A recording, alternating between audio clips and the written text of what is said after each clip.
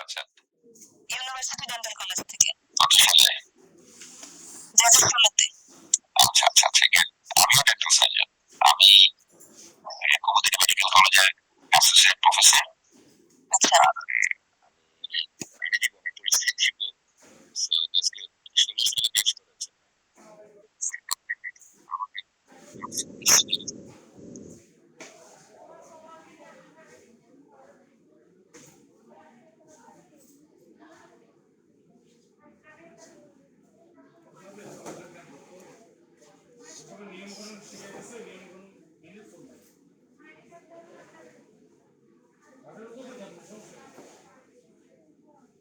আগে ক্লাস করে অবস্থা খারাপ হয়ে গেছে, বলতে পারতেছি না।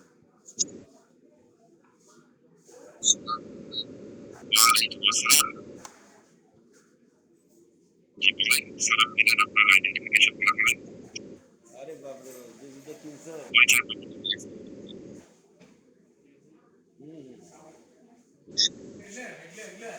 এগুলো কিনছো?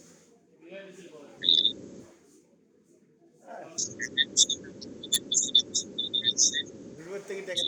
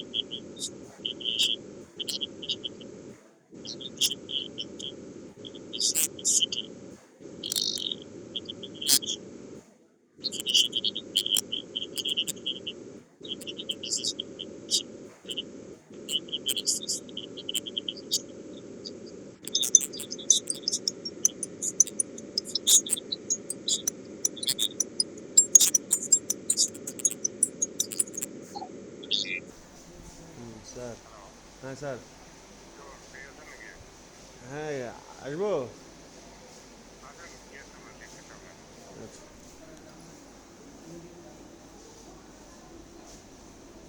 এর মধ্যে কিছু আছে ইনফেকশাস ডিজিজ, কিছু আছে নন ইনফেকশাস ডিজিজ, এগুলো সবই কিন্তু এনভায়রনমেন্টালে কম্প্যাক্ট। এনিহাউ আমি ওইদিকে আর পরে যাবো আবার। The research give us the knowledge and the knowledge is power. তার মানে কি, রিসার্চ আমাদেরকে নলেজ দিচ্ছে এবং knowledge is power, we know that, তাই না? Research give us the evidence based information, knowledge make us able to understand the real fact. So this is the রিসার্চের আরো কথাবার্তা। এখন আপনাকে যদি বলে যে রিসার্চ নিয়ে কিছুক্ষণ কথা বলো, বা রিসার্চ কেন করি, রিসার্চ কি জন্য আমাদের এটা দরকার, তাহলে এই যে তিনটা স্লাইড আমি যে বললাম, রিসার্চের definition, aim or purpose of the research, আর এখানে রিসার্চের বিষয়ে আমরা যে রিসার্চ থেকে আমরা আসলে কি জিনিস বুঝি, এগুলো বলতে পারলে আপনাকে কেউ রিসার্চ নিয়ে আটকাইতে পারবে? No, nobody can ask any other question. ঠিক আছে? সো এই তিনটা স্লাইড ইজ ভেরি ইম্পর্টেন্ট। হ্যাঁ, সো দেখেন রিসার্চকে বলতে it is the key avenue of our society. কেন? প্রতিটা জায়গায় দেখেন, আপনি যদি সেফটি নিয়ে কাজ করেন, অ্যাক্সিডেন্ট, সেটা একটা রিসার্চের part. How gonna you tackle the road traffic accident, how gonna you make the road সেফটিয়ার। আমি আপনাদেরকে আরেকটি ছোট এক্সাম্পল দিব। আমি 2013 আমি কুমুদিনীতে জয়েন করেছি as an assistant professor. So তখন কুমুদিনীতে কোনো ডিভাইডার ছিল না, যাওয়ার পথে রাস্তাটা যেটা আমাদের মানে ঢাকা থেকে যেতে হয় ওই চন্দ্রার ওই দিক থেকে, কোনো ডিভাইডার ছিল না। আপনার প্রতি সপ্তাহে বড় বড় অ্যাক্সিডেন্ট হইতো, এবং সেটা নিয়ে কুমুদিনীতে, বিকজ কুমুদিনী এখানে অনেক বড় হসপিটাল, এখানে স্বল্প মূল্যে চিকিৎসা হয়, এখানে চলে আসতো। ফায়ার ব্রিগেডটাও এখানে নিয়ে আসতো, কারণ টাঙ্গাইল তো আরো দূরে, মানে এর আশেপাশে অপারেশন অ্যাক্সিডেন্ট হলে সব কুমুদিনীতে আসতো। এখন যে রাস্তা চওড়া হয়েছে, ডিভাইডার হয়েছে, এই বড় অ্যাক্সিডেন্ট গুলো কিন্তু এখন কমে গেছে আলহামদুলিল্লাহ। তাহলে দেখেন, মানে আপনার রোড সেফটিটা, এখানে কিন্তু গাড়ি এখন আগের থেকে অনেক জোরে চলে, কিন্তু যে মুখোমুখি সংঘর্ষ সেটা কিন্তু এখন অনেক কমে গেছে। সো এটা দেখেন একটা পলিসির মাধ্যমে এটা হলো। সো আপনার বাংলাদেশের যত রাস্তা আছে, আপনি যদি সব ডিভাইডার দিয়ে দিতে পারেন একটু চওড়া করে, তাহলে কিন্তু আপনার অনেকটা অ্যাক্সিডেন্ট আপনি কমাতে পারবেন। বাট অ্যাক্সিডেন্ট কমানোর জন্য সবচাইতে দরকার হচ্ছিল আমাদের সচেতনতা, টু ক্রিয়েট অ্যাওয়ারনেস। কেন? কারণ ড্রাইভার যদি অ্যাওয়ার না থাকে, সে যদি ওভার স্পিড করে, সে যদি রেকলেস ড্রাইভিং করে, অ্যাক্সিডেন্ট আপনি থাকাইতে পারবেন, অ্যাক্সিডেন্ট হবেই, এবং সেটা হচ্ছে বাংলাদেশে। ঠিক আছে? আরো অনেক কারণ আছে অ্যাক্সিডেন্টের, শুধু ড্রাইভারের একার দোষ না, অনেক কিছুর দোষ থাকে। ঠিক আছে? ড্রাইভারের ঠিক মতো রেস্ট হয় কিনা। ইন্টারন্যাশনাল ল কি বলে? আপনি 2 ঘন্টা ড্রাইভ করার পরে আপনাকে অবশ্যই আধা ঘন্টা রেস্ট নিতে হবে। 2 ঘন্টা ড্রাইভ করার পরে বাইরে কিন্তু 2 ঘন্টা পর পর একটা সার্ভিস স্টেশন থাকে, যে গাড়ি এত স্পিডে চলবে, এখান থেকে এখানে যাইতে 2 ঘন্টা সময় লাগবে, এবং 2 ঘন্টা পরে ড্রাইভার চেঞ্জ হয়ে যায়।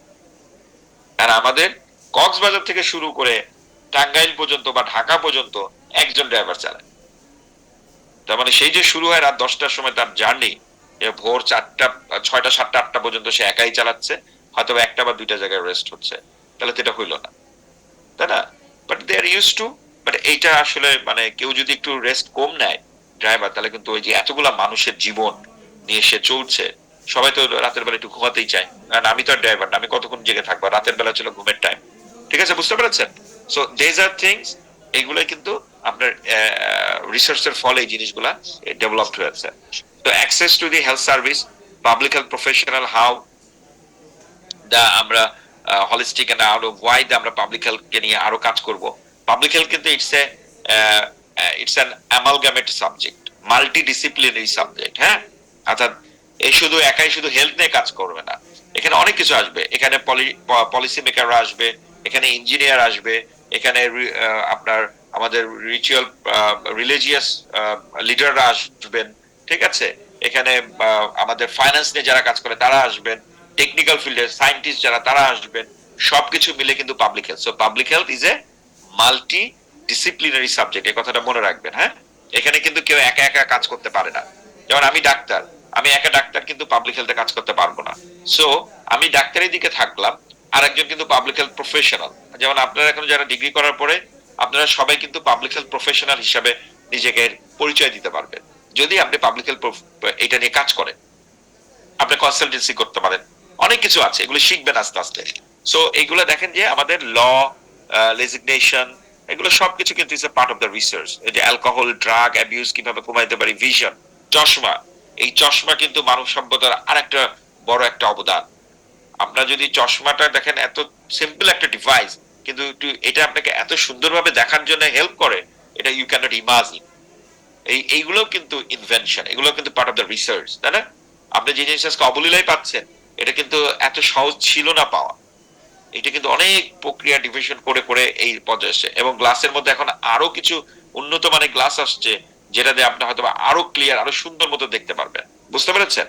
এগুলো আস্তে আস্তে আপনারা জানবেন। সো রিসার্চ দেখেন কি বলতে, how would our world be if there is no research. যদি রিসার্চ না হইতো আজকে আমাদের ওয়ার্ল্ড কি হতো? তার মানে কি আমরা ওই বন্যযুগে পড়ে থাকতাম?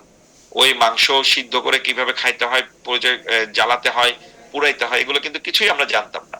এগুলো কিন্তু মানুষ আস্তে আস্তে তার মেধা দিয়ে আস্তে আস্তে শিখে শিখে আজকে এই পর্যায়ে চলে আসছে, তাই না? এখন আপনি কিভাবে রোবট আপনাকে রান্না বান্না করে দিবে, এটা নিয়ে রিসার্চ চলতেছে। সো আপনার বাসায় ক্লিক করবেন, এভরিথিং উইল বি মানে সিস্টেমেটিক। আপনার কিন্তু এগুলো নিয়ে কাজ চলছে, হচ্ছে। উন্নত দেশে কিন্তু, আমেরিকাতে কিছু কিছু স্টেট আছে যেখানে কোনো ড্রাইভার নাই, ট্যাক্সি চলে, কোনো কেউ কন, আপনি শুধু উঠবেন, আপনি সিস্টেম দিয়ে ঢুকবেন, পে করবেন, এভরিথিং হিউম্যানলেস। মানে ওখানে আপনার হিউম্যান নাই, কিন্তু কন্ট্রোল করতেছে ডেফিনেটলি হিউম্যান। আমি লন্ডনে ছিলাম, আমার ইউনিভার্সিটি যেটা লন্ডনের বাইরে ছিল, সেখানে আমি যে ট্রেনটাতে যেতে হতো, ডিএলআর, এই ডিএলআর এ কোনো ড্রাইভার ছিল না, এটা কন্ট্রোল রুম থেকে চালাইতো। আপনার ড্রোন দেখতেছেন এখন, তাই না? যুদ্ধ করে, এই ড্রোন দিয়ে পৃথিবীর যুদ্ধ মানে সিস্টেম এখন চেঞ্জ হয়ে গেছে। কোনো কোনো মানুষ নাই। তবে দেখেন এগুলো কি, these are the improvement, these are the outcome of the research. মানুষ রিসার্চ করে করে এই জিনিসগুলো করেছে। কারণ মানুষ লাগাতে গেলে, একটা প্লেন করে তৈরি করে এখানে অ্যাটাক করতে গেলে অনেক খরচ হয়, একটা প্লেন নষ্ট হলে অনেক কোটি টাকা নষ্ট হয়, এবং এগুলো সিস্টেম তৈরি করা, একটা মানুষকে তৈরি করা, it is very expensive and long term procedure, তাই না? তো সেখানে দেখেন এখন কি হচ্ছে, ফট করে নিয়ে একটা দিয়ে টিপ দিল, এখানে বসে কন্ট্রোল করতেছে, দম করে মেরে দিল, শেষ। তাই না? এগুলো হচ্ছিল কি পার্ট অফ দ্য রিসার্চ। আমরা রিসার্চের ফলে আজকে কিন্তু এইগুলো দেখছি। আমরা যাতে রিসার্চে অ্যাবিউজ না করি, that's we need to think. হ্যাঁ, সেটা আমাদেরকে চিন্তা করতে হবে, এবং সেটা করতে হবে মানব সভ্যতার জন্য। সো দেখেন, এনকোয়ারি, রিসার্চটা কি, is asking the question, investigation is systematically inquiry, আমরা কিভাবে ইনভেস্টিগেশনটা করব, কোন উপায়ে করলে পরে ভালো হয়, ঠিক আছে? কিন্তু এটা হতে হবে সিস্টেমেটিক। আর এটা কি, ইমার্শন বলতে is when the research activity participate in the data gathering procedure, ঠিক আছে? সো আমাদের ডেটাটা কিভাবে আমরা কালেক্ট করব, কিভাবে সেটাকে অ্যানালাইসিস করব, so this is our research part. হ্যাঁ, ডেটা কিন্তু আমাদের লাগবে। আপনি যদি রিসার্চের আউটকাম দিতে চান, তাহলে you need to show the data, মানে রেজাল্ট আপনার। হ্যাঁ, ডেটা ছাড়া কিন্তু আপনার রেজাল্ট তৈরি করতে পারবেন না। এখন দেখি মোটিভেশন ইন রিসার্চ।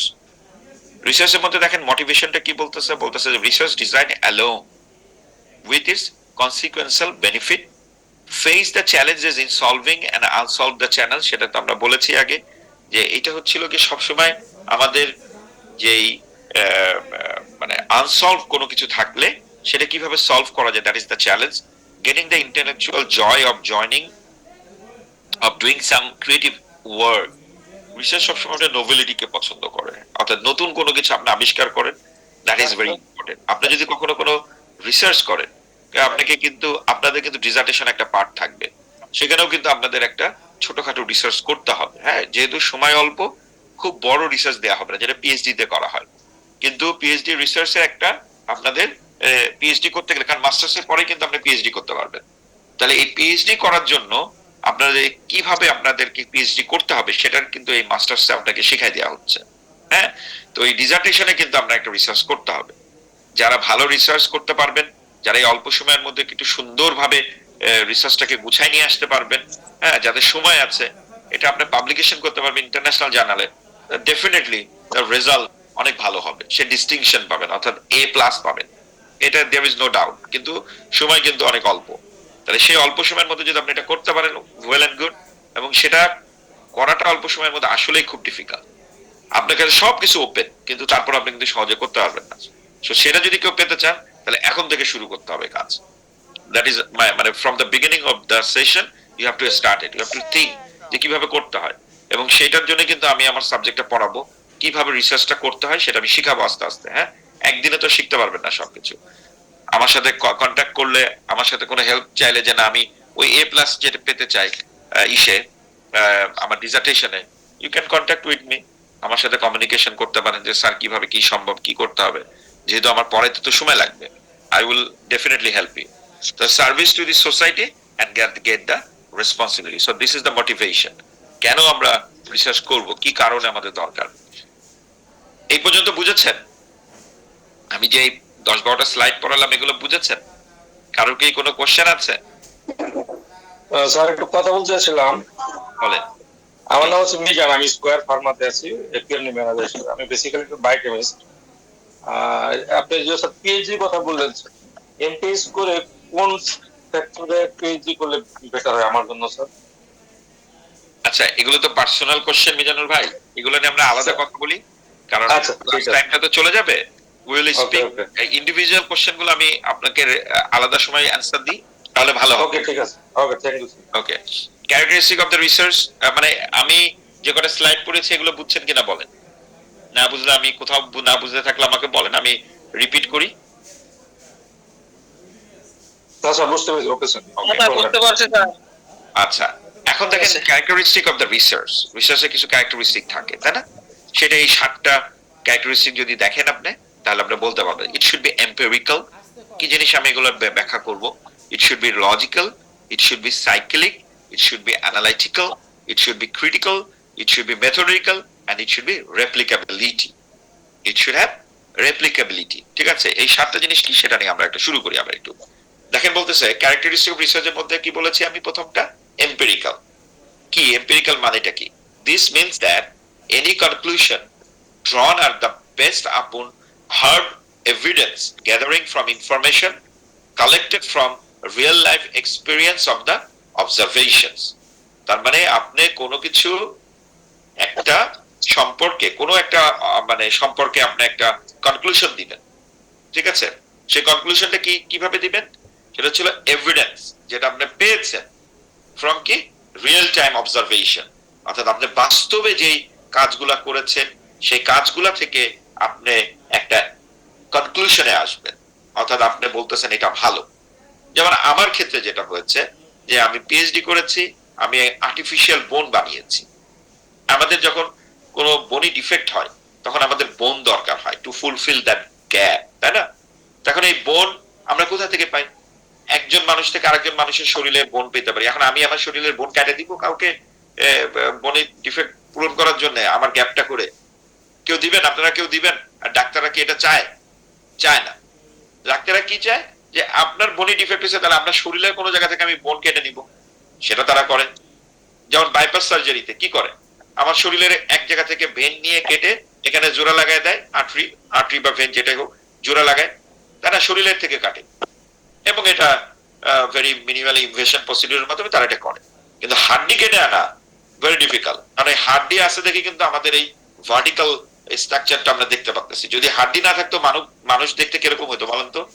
যদি আমাদের স্কেলেটন সিস্টেম না থাকতো তাহলে আমরা কিরকম দেখতে হইতাম বলতে পারবেন কেউ? প্রথমত আমরা মুভিং করতে পারতাম না স্যার। কি করতে পারতেন না? মুভিং না, মুভ তো করতে পারতেন।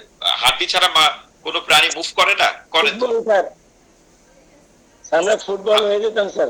হ্যাঁ ব্যাকটেরিয়া হ্যাঁ, মুভমেন্ট হাড্ডি ছাড়া মুভমেন্ট করা যেত হয়তোবা। আমি বলছি যে আমরা আমাদের কি হতো, কোনো স্ট্রাকচার থাকতো না, আকৃতি বা গঠন থাকতো না, জেলিফিশের মতো হয়ে যেতাম, তাই না? জেলিফিশের মতো, it's looks like a jellyfish. এদিকে একটা হাত বাড়াইতো, এদিকে একটা পা বাড়াইতো, মানে যেদিক দিয়ে আপনি মুভ করতে চাইতেন। জেলিফিশ দেখেছেন তো আপনারা? তার মানে আমাদের স্ট্রাকচারটা দিচ্ছে আমাদের এই স্কেলেটন, তাই না? আমরা আসি দেখে আমার চেহারা এরকম, আপনার চেহারা আর এক রকম, এরকম একটা ডিফারেন্ট ফেসে আমরা আকৃতি নিয়ে আছি। কিন্তু আকৃতি কিন্তু আমাদের মানে মানুষ দেখতে যেরকম হয় আমরা সেরকম হইছি, গরু ছাগলের মতো হইনি, তাই না? গরু ছাগলের আর একটা প্যাটার্ন, সেটাও কিন্তু তাদের স্কেলেটন আছে দেখে ওই প্যাটার্নে তারা হয়েছে। তার মানে আমি বলতে চাচ্ছি যে আমাদের এই যে আমি যেখানে ছিলাম তো এই হাড্ডিটা যাতে অ্যাভেলেবেল হয় এবং এটা হাড্ডিটা যাতে মানুষের শরীর থেকে না কেটে বাজারে যাতে রেডিমেড পাওয়া যায়, সেটাই ছিল আমার কাজ। বুঝতে পেরেছেন? তো এই যে আমি একটা রিয়েল টাইম অবজারভেশনের মাধ্যমে আমি একটা জিনিস তৈরি করেছি, যে জিনিসটা আরো কিছু টেস্ট করা লাগবে, আরো কিছু ইনভেস্টিগেশন করা লাগবে, করে এটাকে আমাকে মার্কেটে আনতে হবে। মার্কেটে আনার জন্য সেটা এখনো অ্যাভেলেবেল হয়েছে, মানে যোগ্য কিনা সেটা আমাকে দেখতে হবে। তাহলে দেখেন এম্পিরিক্যালি বলতেছেন যে this criteria is based on our observation using our 5 sense. আমাদের 5টা সেন্স আছে, সেই অবজারভেশনটা কি কি সেই 5টা সেন্সের এখানে দেখেন sight, smell, hearing, taste, touch, এইগুলার আমাদের অবজারভেশনটা কি বলে সেটার উপর ডিপেন্ড করতেছে। So researcher can utter that the data are evidence based and can be proven। ঠিক আছে? তার মানে আপনি যে কাজটাই করেন না কেন, ইট should B evidence based. Evidence based মানে কি? আপনার কাছে যথেষ্ট, আপনাকে আমি বললাম যে আপনার এই কাজটা করেছেন, এটা কি ঠিক কিনা, আপনি বলবেন হ্যাঁ, this is the way I have done my job and this is the result on basis of this word। So এটার পক্ষে আপনি বললেন। ফর এন এক্সাম্পল আমি বলি যে আপনার গরমকালে আপনার গরম লাগে, কেন গরম লাগে? গরমকালে আপনার গরম লাগে কেন বলেন তো, বলতে পারবেন? সামারে আমাদের গরম লাগে, উইন্টারে আমাদের ঠান্ডা লাগে, কেন লাগে বলেন? টেম্পারেচার বেড়ে যায় স্যার, এই জন্য। সোজা কথা। তো এইটা জানার জন্য আমার কি দরকার, যে আমাদের যখন টেম্পারেচার দেখা যায় যে 30+ হয়ে যাচ্ছে, তখন আমাদের অনেক বেশি গরম লাগে, তাই না? কথা তো তাই, 30°C বেশি থাকলে তো আমাদের গরমটা বেশি লাগে, তাই না? তো সামারে দেখা যায় আমাদের 35, 36, 40 পর্যন্ত উঠে যায়। তো এটা এভিডেন্সটা কি? সামারে টেম্পারেচার বেশি থাকে, গরম লাগে, উইন্টারে টেম্পারেচার কম থাকে, ঠান্ডা লাগে। এটা কি এভিডেন্স হইলো কি হইলো না? আসসালামু আলাইকুম। ওয়ালাইকুম আসসালাম। স্যার জয়েন করতে পারছিলাম না অনেকক্ষণ যাবত, এখন জয়েন করছি। আচ্ছা, আলহামদুলিল্লাহ আলহামদুলিল্লাহ। আস্তে আস্তে সব শিখে যাবেন। তো আজাদ আল জাহেদ ভাই, তাই না? হ্যাঁ হ্যাঁ, হাফিজ আল জিহাদ। জিহাদ আল জিহাদ ভাই। তো জিহাদ ভাই ক্লাস ওয়েলকাম। আমরা ক্লাসে বেশ খানিকটা আগিয়ে গিয়েছি, 45 মিনিট আমাদের ক্লাস হয়েছে। সো আপনি ক্লাসে জয়েন করেছেন, এর জন্য আপনাকে ধন্যবাদ। ক্লাসগুলো শুনেন, যেগুলা প্রথম থেকে জয়েন করার চেষ্টা করতেছিলাম, পারি নাই। ইটস ওকে, অসুবিধা নাই। আমরা পড়াচ্ছি, শুনেন। আপনার যদি কোনো কোয়েরি থাকে আপনি আমাকে পরে করবেন, ঠিক আছে? জি স্যার, আসসালামু আলাইকুম স্যার, আমিও মাত্র জয়েন হতে পেরেছি। ওয়ালাইকুম আসসালাম। ঠিক আছে, চাঁদনি আপা, তাই না? ওকে, ঠিক আছে, তাহলে আমরা একটু পড়ার মতো থাকি। আমাদের পরিচয় পর্ব হয়েছে নাকি স্যার? পরিচয় পর্ব এখনো পুরোপুরি হয় নাই, কারণ আপনারা তো কখনো এতজন জয়েন করেন না। আপনারা এখন জয়েন করেছেন 43 আউট অফ 65। আমি আবার ক্লাস শেষে দেখি আরো কিছু জয়েন করে কিনা। ক্লাস শেষে না হয় আমরা একটা ইন্ট্রোডাকশন সেশন করবো না? আচ্ছা স্যার, ঠিক আছে। কারণ তখন মাত্র 18 জনের মতো ছিল, আস্তে আস্তে বেড়েছে, টাইম প্রোগ্রেস আরো বাড়ছে। আই এম সো হ্যাপি যে একটা বড় ক্লাস আমি পড়াতে পারছি, ঠিক আছে? তো আমরা একটু পড়ি, হ্যাঁ, পরে আমরা আবার না হয় শেষের দিকে 10-15 মিনিট রাখবো না ইয়ে করার জন্য, ইন্ট্রোডাকশনের জন্য, পরিচয় পর্ব, ঠিক আছে? আর আপনাদের পড়তে পড়তে শোনেন, আমি কিন্তু পড়াবো। আপনাদের যদি মনে হয় যে স্যার আমার 5 মিনিট 10 মিনিট একটা ব্রেক দরকার, we can have that break, হ্যাঁ, ঠিক আছে? কিন্তু আমাদের কিন্তু 1 ঘন্টা 20 মিনিটের মধ্যে শেষ করতে হবে, তা না হলে আবার এইটা কিন্তু লিঙ্কটা কিন্তু চলে যাবে, আবার নতুন করে লিঙ্ক ক্রিয়েট করতে হবে। বুঝতে পেরেছেন? সো আমরা একটু আগাই, হ্যাঁ। সো আমরা যেটা বলেছিলাম যে এভিডেন্স বেস হতে হবে। আপনি যাই বলেন না কেন, আপনার তার পিছনে একটা ন্যূনতম আপনার কারণ থাকতে হবে, যেটা আপনি বলতে পারেন যে এটার সাথে এটার রিলেশন আছে, ঠিক আছে? আপনি যে আজকে কোর্সটা করতেছেন, কোর্সটা করলে আপনার কারোর সিজিপিএ ভালো হবে, কারোর সিজিপিএ খারাপ হবে। তো এইটা যে যার খারাপ হলো তা এবং যার ভালো হলো, এভিডেন্সটা কি? এক্সাম। আপনি এক্সামে ভালো লিখেছেন, আপনাকে টিচার ভালো নাম্বার দিয়েছে, আপনি ভালো গ্রেড পেয়েছেন, তার মানে কি আপনি সাবজেক্টের সম্পর্কে ভালো জানেন। কথা ক্লিয়ার কি ক্লিয়ার না? ধরেন 10-এ কেউ 6 পেয়েছে, 10-এ কেউ 9 পেয়েছে, তাহলে 6 আর 9 এটার মধ্যে পার্থক্য আছে না? কি বলবেন? 9 যে পেয়েছে সে ভালো স্টুডেন্ট, আর 6 যে পেয়েছে তাকে বলবেন অ্যাভারেজ স্টুডেন্ট, আর যে ফেল করছে তাকে বলবেন এক খারাপ স্টুডেন্ট। কথা ক্লিয়ার কিনা? তো এটাও তো একটা এভিডেন্স। আপনি কথা বলতেছেন যে না ও তো ভালো স্টুডেন্ট না, কেন? কারণ ও তো ফেল করছে। ও তো খুব ভালো স্টুডেন্ট, কেন? কারণ ও তো 100-তে 100 পায়, 10-এ 10 পায়, তাই না? তো এইগুলো হচ্ছিল কি আমাদের তার পিছনে কারণ থাকতে হবে, এভিডেন্স থাকতে হবে, ঠিক আছে? So we use our observation power in data gathering, so by nature research is empirical. তাহলে কি হলো? রিসার্চটা এম্পিরিক্যাল কেন বললাম? কথাটা বোঝা গেছে? এখানে কোনো কোয়ারি আছে? It should be logical. Next হচ্ছিল কে? লজিক্যাল, তাই না? লজিক্যালটা কি বলতেছে? Valid and verified, the research can be validated, ঠিক আছে? It measure when what is intended to measure, মানে আপনি কি করতে চাচ্ছেন সেটা সে যেন মানে আপনার রিসার্চের মাধ্যমে যেন ফুটে আছে, ঠিক আছে? যেমন হচ্ছিল ধরেন আপনার থার্মোমিটার আমরা কি করি? থার্মোমিটার দিয়ে কি করি বলেন? বডি টেম্পারেচার থার্মোমিটারকে আমাদের কি করা হয়? টেম্পারেচার মাপা হয়, ঠিক আছে? শুধু it's not a body temperature, যখনকার যে টেম্পারেচার আছে আমরা মেজার করি, আমরা ওয়েদারের টেম্পারেচার মেজার করতেছি, বা আমাদের পানিতে কোনো টেম্পারেচার কত আছে সেটা মেজার করতেছি। আপনারা দেখবেন 5 স্টার হোটেলে গেলে তারা কিন্তু একটা যেই গরম যেই চা কফি দেয় সেটার মধ্যে তারা কিন্তু থার্মোমিটার দিয়ে আগে টেস্ট করে দেখে যে এটা টেম্পারেচারটা কত। যদি অনেক গরম হয় তারা কিন্তু একটু ওয়েট করে, ঠিক আছে? তারা একটা নির্দিষ্ট টেম্পারেচারের উপরে দেয় না, কারণ এবং দিলেও বলে দেয় it's very hot, be careful, এই কথাটা তারা বলে। যদি না বলে, আপনি যদি খান, আপনি জিভে জুড়ে পড়ে আপনি সু করে দিতে পারবেন। তো সু করলে তারা আপনি 1 টাকা 2 টাকা করবেন, অনেক টাকা, যা প্রফিট হবে তা দেখা যাবে আপনি খাই ফেললেন, আপনি একাই সু করে পেয়ে গেলেন সে টাকা। এই জন্য দে আর ভেরি কেয়ারফুল। এবং আমাদের মেডিকেল সায়েন্স আমরা ইউজ করি, কারণ কি? আমাদের যখন কোনো টেম্পারেচার বেড়ে যায় তখন সেটাকে কমানোর জন্য আমরা বিভিন্ন ধরনের রিসার্চের যে প্রোডাক্ট সেগুলো খাই, তাই না? জ্বর কিন্তু কোনো ডিজিজ না, জ্বরটা হচ্ছিল কোন একটা ডিজিজের বহিঃপ্রকাশ, সিম্পটম, তাই না? Fever is not a disease, কিন্তু মনে রাখবেন কিন্তু সবাই, জ্বর কিন্তু কোনো ডিজিজ না, কোনো একটা কারণে আপনার বডি টেম্পারেচার বেড়েছে, সেটা একটা সিম্পটম, ঠিক আছে? তাহলে এটা গেল আমাদের লজিক্যাল জিনিস একটা চলে আসলো। This concept implies that whatever we conclude on the basis of findings is correct and can be verified by the researcher, therefore research should always be logical, ঠিক আছে? বোঝা গেছে? আপনি যেটা পাইলেন সেটা যেন ফাইন্ডিংসটা ভুল না হয়, আর আপনি ইচ্ছা মতো গোজাতালি লাগায় একটা কিছু করে দিলেন, হবে না। এটা ভেরিফাইড করা যাবে, জন্য এটা যেন আমি ভেরিফাই করতে পারি, ঠিক আছে? কথাটা ক্লিয়ার? আমার টেম্পারেচার বেশি দেখে তো আমার জিহ্বাটা পুড়েছে, আপনি টেম্পারেচার কমাই নেন, গরমটা আপনি একটু ওয়েট করেন, ঠান্ডা করেন, বা ঠান্ডা করার অনেক উপায় আছে, তাই না? ছোটবেলায় আমরা দেখেছি যে আমাদের মা গরম দুধ গ্লাসে ঢেলে পানির গ্লাসটা পানির বাটির মধ্যে ডুবাই দিছে, তাড়াহুড়া দরকার, তাই না?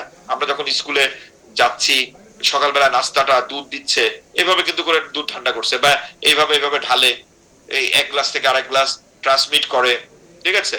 আবার অনেকে দেখবেন চা খায় ফ্রিজের মধ্যে নিয়ে, সুন্দর করে একটা বড় হয়ে যায়, তখন সারফেস অনেকটা বেড়ে যায়, তখন সে আস্তে করে ফু দিয়ে ফ্রিজে চা মানে চুমুক দিয়ে খেয়ে ফেলে অনেকে চা, কারণ গরম চা, গরমও খেতে হবে, আবার এত গরম খাওয়া যায় না, জিহ্বা পুড়ে যায়।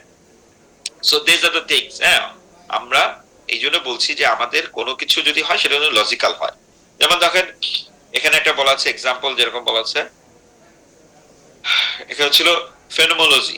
ফেনোমেনোলজি মানে কি? ফেনোমেনোলজি হচ্ছিল কি identify the themes of living experience, ঠিক আছে? আর কোলারেশন কি? কোলারেশনটা হচ্ছিল কি measure the relationship between the variables, ঠিক আছে?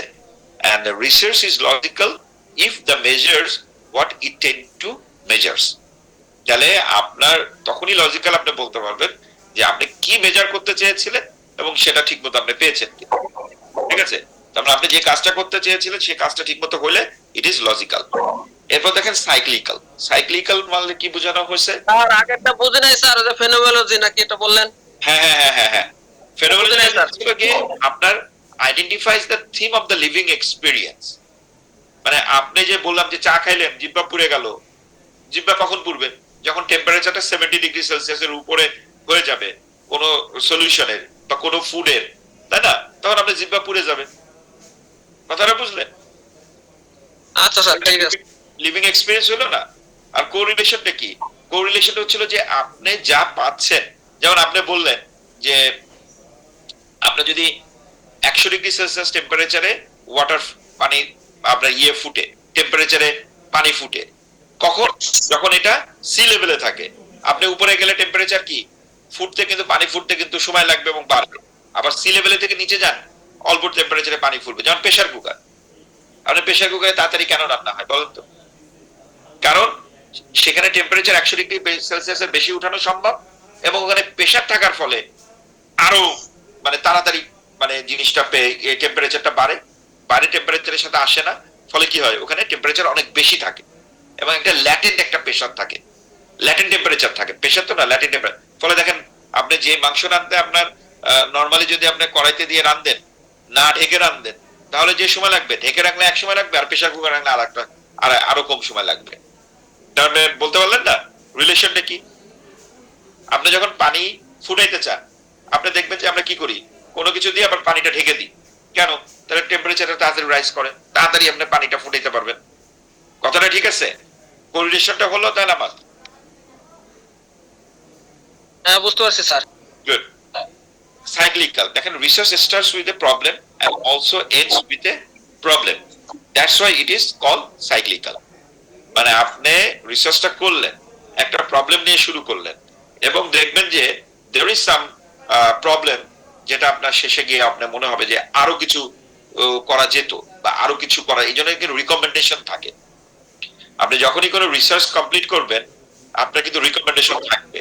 অর্থাৎ আপনার সবকিছুই কিন্তু একেবারে 100% ওকে হবে না। আপনি কিছু কিছু জিনিস কিন্তু আপনার ব্যারিয়ার থাকবেই, যে আপনার রিসার্চটা আরো ভালো করা সম্ভব হতো যদি এই ব্যারিয়ার গুলো আপনি ক্রস করতে পারতেন, বা এই টেস্টটা যদি আপনি করতে পারতেন। হয়তো বা আপনার সেটা সময়ের জন্য পারেন নাই, ফান্ডিং এর জন্য পারেন নাই, বা আপনার শেষে এসে মনে হয়েছে এটা করতে পারলে ভালো, তখন আপনার আর ছিল না। কথাটা বোঝা গেছে?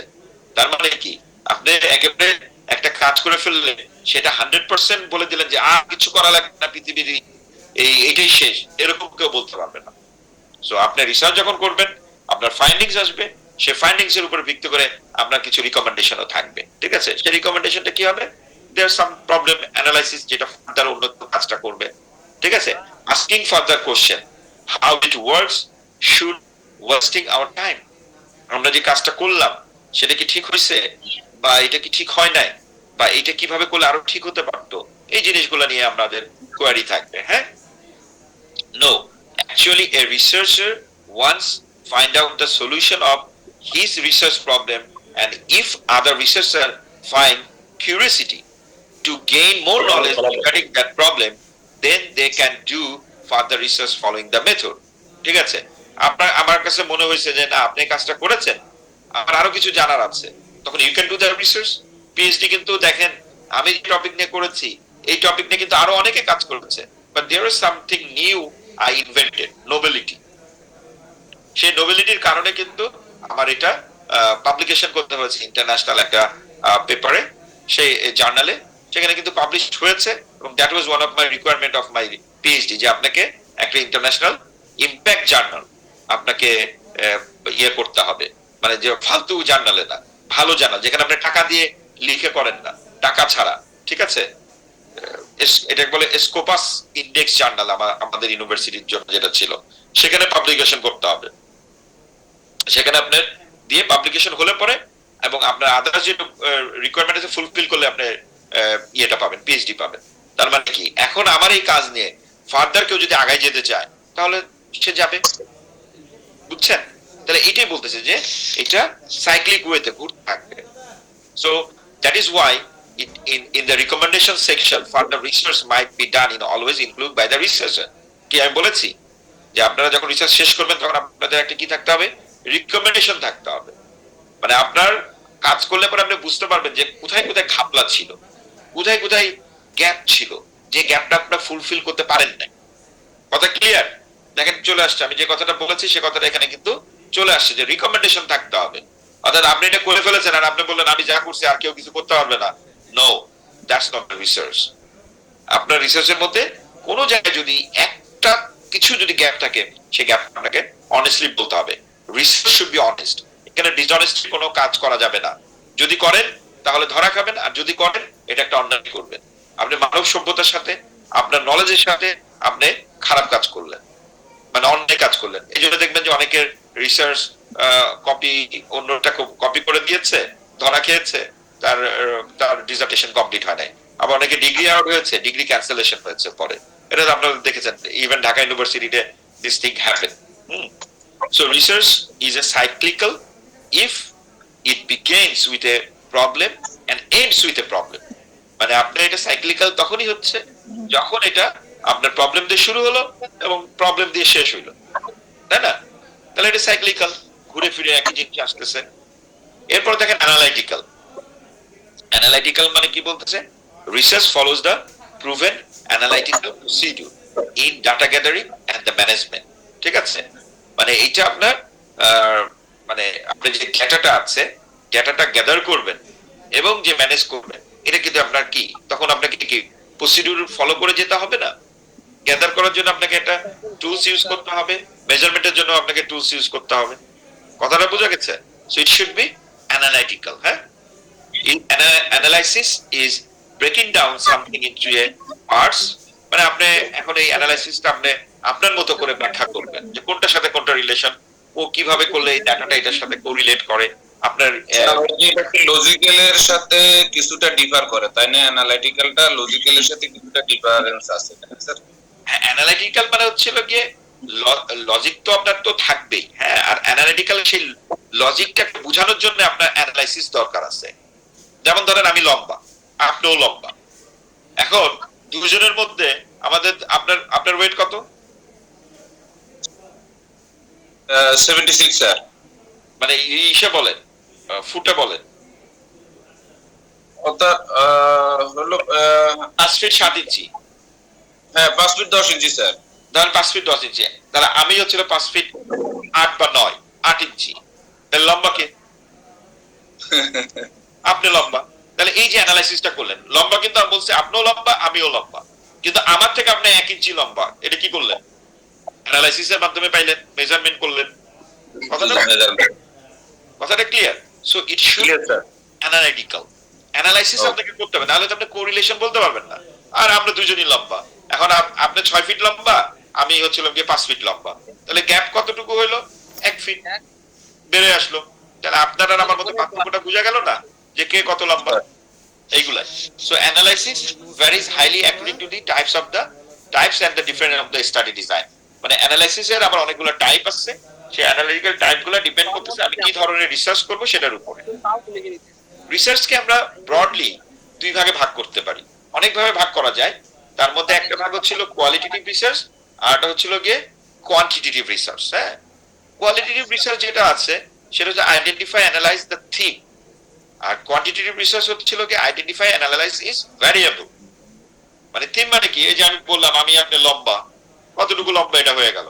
আর কোয়ান্টিটেটিভে যে কি হলো, কতটুকু লম্বা, কিভাবে আমাদের লম্বাটা মানে কতটুকু ডিফার করলো, এটা হচ্ছিল কোয়ান্টিটেটিভ রিসার্চের মধ্যে চলে আসবে। ঠিক আছে, আমি জাস্ট বোঝানোর জন্য বললাম, but quantitative research is something else, correlation. এখন আপনি আমার থেকে বেশি লম্বা কেন, এই কেন অ্যান্সারটা দিতে গেলে আমাদের কোয়ান্টিটেটিভ রিসার্চে যাইতে হবে। সেই আপনার 24 মানে মানে ওই যে বলে না কি 10 পুরুষ বা 5 পুরুষ থেকে হিসাব নিয়ে আসতে হবে, যে তাদের মা এই ছিল, তার মা দাদা এই ছিল, বাবা এই ছিল, এই করে করে আপনি অ্যানালাইসিসে দেখলেন যে আপনার পুরো 10 পুরুষের একটা হিসাব দেখা গেল এরকম, আর আমার 10 পুরুষের একটা হিসাব দেখা গেল এরকম। তাহলে আপনি অ্যানালাইসিস করে এখন বলে দিলেন যে হ্যাঁ এই এই এই কারণে এই জিনিসের জন্য জেনেটিক বৈশিষ্ট্য অনেক কিছু থাকতে পারে, বা আমার পূর্বপুরুষ একটা জায়গা থেকে আসছে, আপনার পূর্বে মা এক জিওগ্রাফিক এলাকা থেকে আসছে, বাবা এক জিওগ্রাফিক এলাকা থেকে আসছে, তাই না? ফলে দেখা গেছে যে মিক্স আপ করে এই কারণে আপনার এই যে একটা ব্যাখ্যা দিলেন আপনি, it could be quantitative analysis. আর কোয়ালিটিভ অ্যানালাইসিস মাপ করলেন, আপনি লম্বা আমি লম্বা বলে দিলেন, শেষ। মানে এখানে এত বেশি অ্যানালাইসিস হয় না, এখানে অ্যানালাইসিস করার সেই কাজগুলো আমরা করতে পারি না, এই জন্য এটাকে বলা হয় কোয়ালিটেটিভ অ্যানালাইসিস। ঠিক আছে, তা দেখেন স্যার আমার প্রশ্ন স্যার, জি বলেন। যে সংখ্যার গণনা এটা হচ্ছে কোয়ান্টিটিভ না কোয়ালিটেটিভ, এটা আমাদের অনেক সময় ভেজালে যায়। কোয়ান্টিটেটিভ। না না না না, সংখ্যার গণনা হইলে যে সবসময় যে কোয়ালিটেটিভ কোয়ান্টিটেটিভ হবে তা না। এটা আপনার রিসার্চ ডিজাইনটার উপর ডিপেন্ড করতেছে। যেমন ধরেন আপনাদের এই ক্লাসে কয়জন ছেলে কয়জন মেয়ে, এটা তো সংখ্যা ছাড়া আপনি বুঝাইতে পারবেন না না না স্যার। তাহলে এটাই সংখ্যা হলে কি এটা কোয়ান্টিটেটিভ হয়ে যাবে?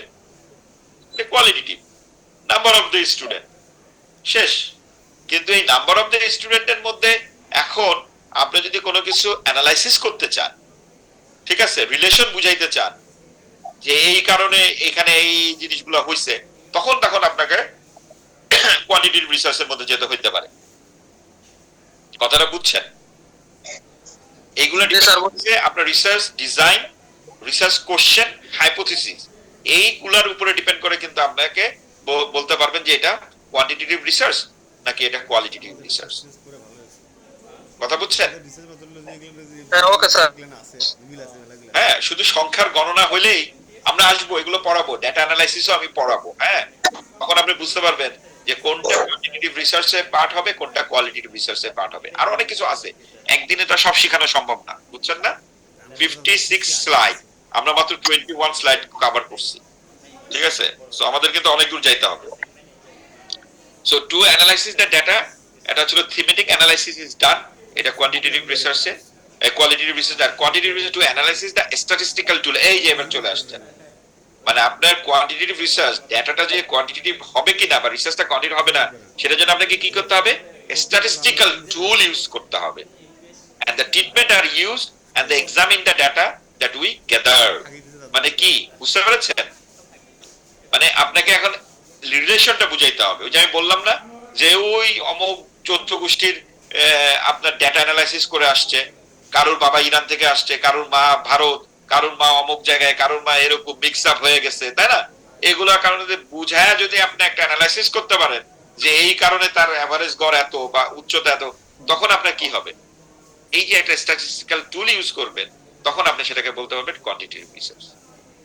কথা বোঝা গেছে? Yes sir.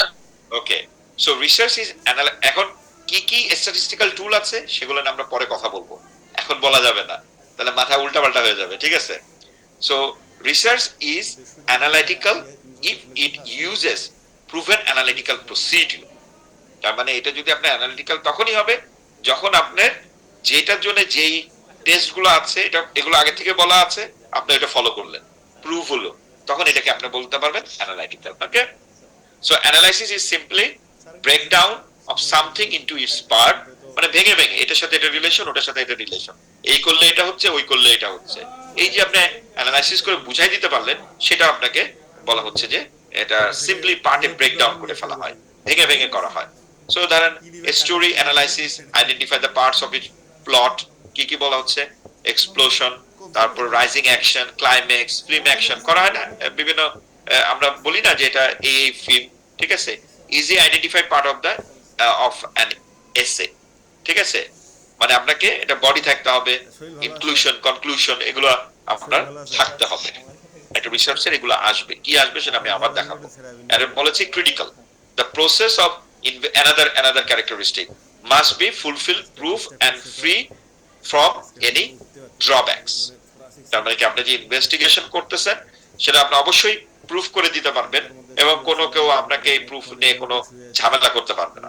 মানে করতে গেলে সেটার অ্যান্সার আপনার আছে যে এই কারণে আপনার এই রেজাল্টটা এসেছে, and this is the way of getting the data, যে জেনারেটিং ডেটা, এই ডেটা আপনি এইভাবে পেয়েছেন, হ্যাঁ, এই কারণে আপনার রিসার্চটা ইজ কারেক্ট, এগুলো আপনাকে বুঝাই দিতে হবে।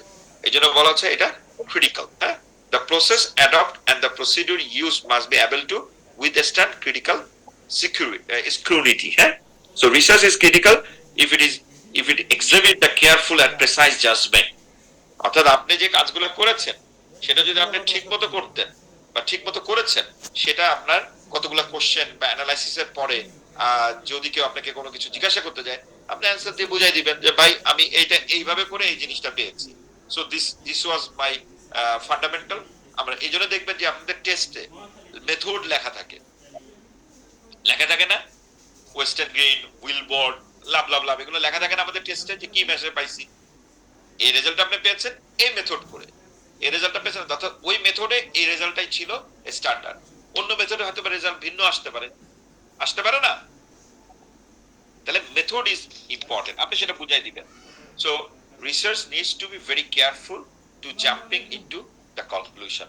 অর্থাৎ আপনি রিসার্চ করলেন, এটা যদি কেয়ারফুলি না করেন, এরপরে যদি আপনি কোনো কনক্লুশন দেন, তাহলে কিন্তু বিপদ আছে, অর্থাৎ আপনাকে ধরে ফেলবে। সো আপনাকে কিন্তু এই জিনিসগুলো ক্লিয়ার করতে হবে। এবং এটা কখন করতে পারবেন? যখন আপনি এটা নিয়ে অ্যানালাইসিস করবেন, যখন এটা নিয়ে আপনি কাজ করবেন, তখন আপনি শিখে যাবেন। এটা এমন না যে রিসার্চ করলে সেটা শুধুমাত্র রিজেক্ট হয়ে যাবে, তা না।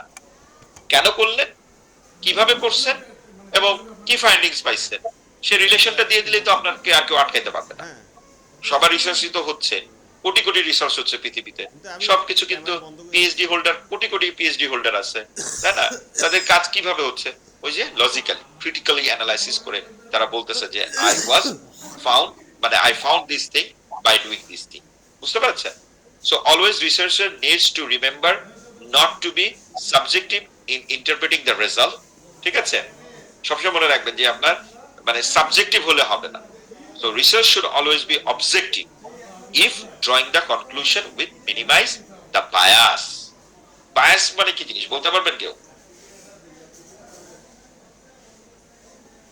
কার কোনো ধারণা আছে what is bias?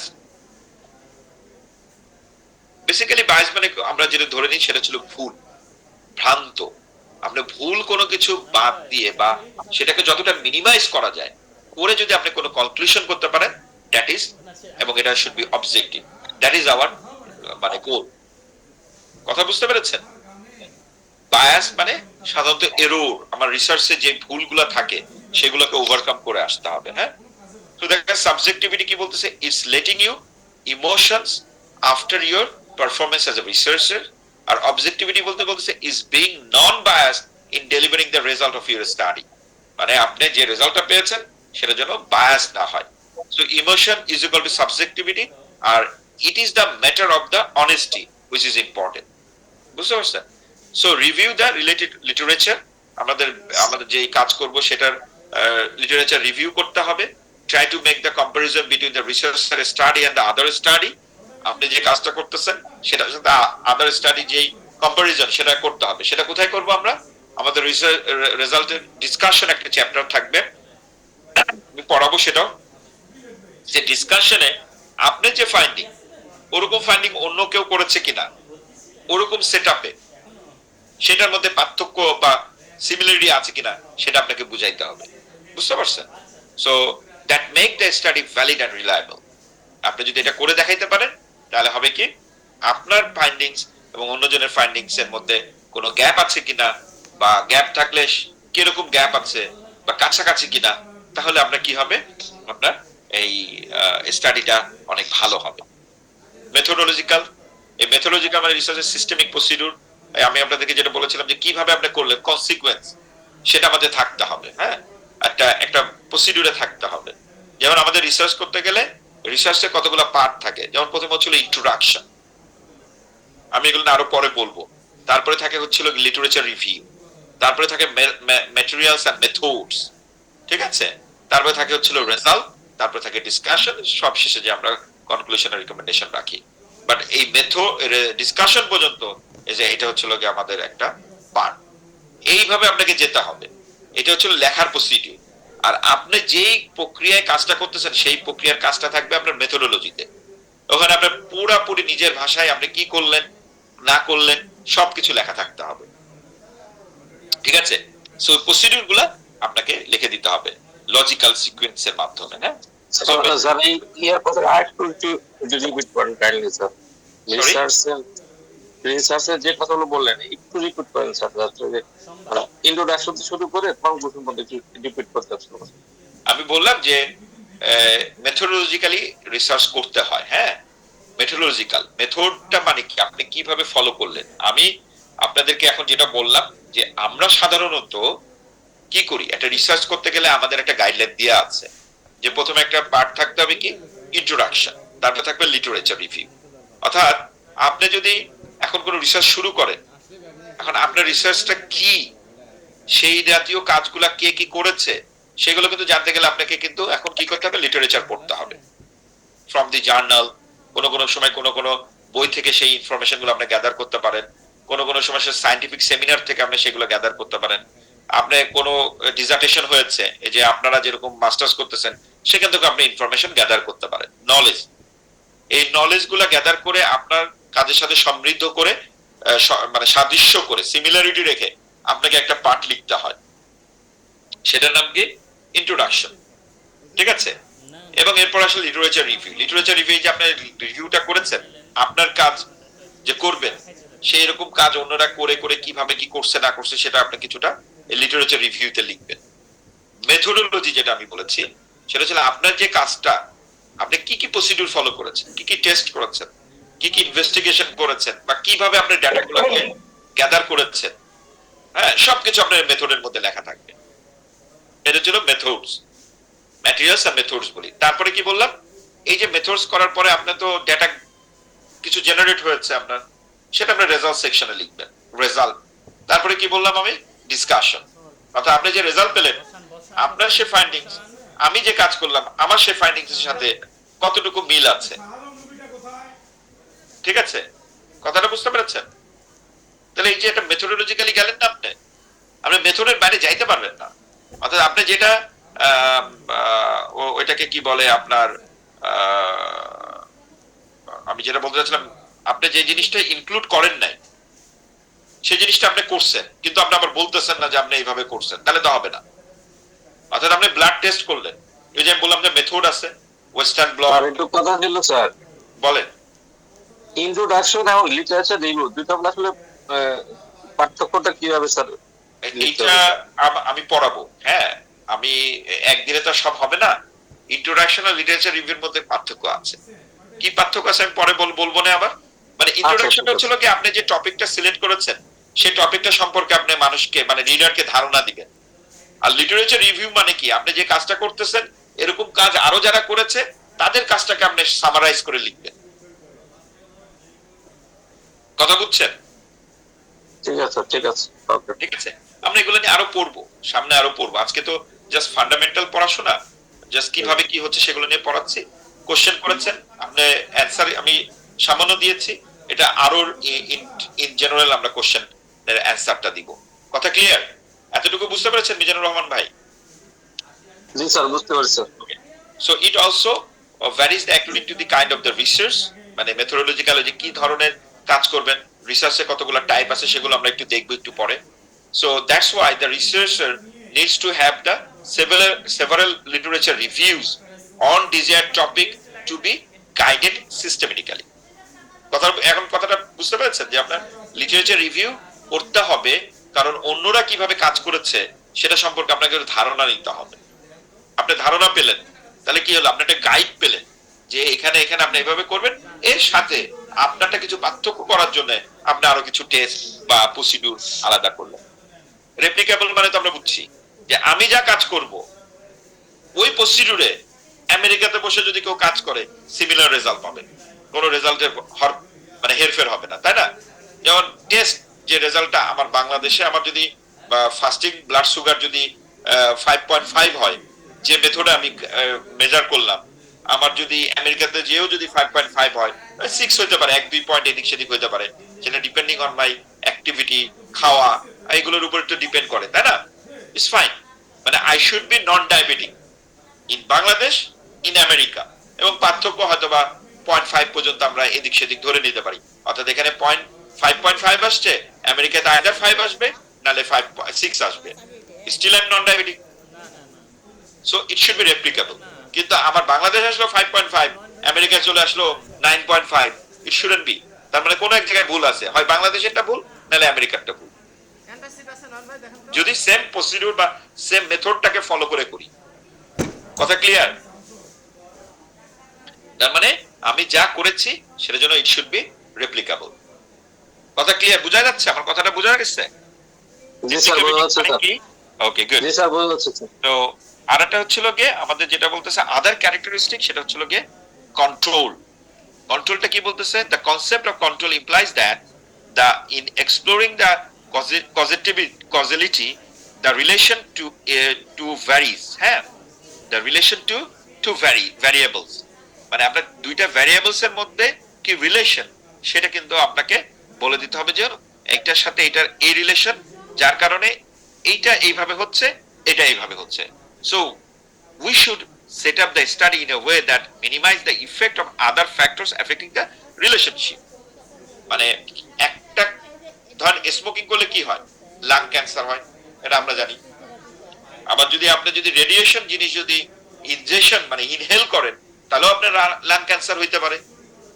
তাহলে যে স্মোকিংও করে আবার যে রেডিয়েশন জায়গায় আছে কাজ করে, ধরেন সে অ্যাটমিক জায়গায় কাজ করে যেখানে, বা ধরেন আপনার যেখানে রেডিয়েশন এক্সপোজ হয় সেখানে সে কাজ করে, বা এমন একটা রেডিও অ্যাক্টিভ আছে ন্যাচারালি সেখান থেকে আসে কিন্তু কেউ জানে না, তারা বুঝতে পারতেছে না, আছে না ন্যাচারালি তো রেডিয়েটিভ অ্যাক্টিভ পাওয়া যায় কিন্তু এখানকার মানুষজন জানে না বা গভর্নমেন্টও ট্রাই করে, দেখা যাচ্ছে ওই রিজনে লাং ক্যান্সার বেশি, আবার ওরা স্মোকিংও করে।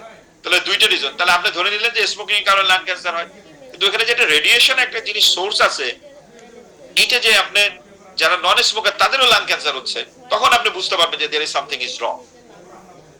তাহলে রিলেশনশিপটা কি হতে হবে, আমাদেরকে বুঝে নিতে হবে, মিনিমাইজ করার জন্য যায় যে একটার সাথে আরেকটা ইফেক্ট যেন না হয়। ঠিক আছে, যেমন আমার ওরাল ক্যান্সার, সিগারেট খেলে ওরাল ক্যান্সার হয়, পান সুপারি খেলে ওরাল ক্যান্সার হয়, ঠিক আছে, অ্যালকোহল খেলে ওরাল ক্যান্সার হইতে পারে। তাহলে এই তিনটা যে করবে তার ওরাল ক্যান্সার হওয়ার চান্সটা বেশি হয়ে যাবে।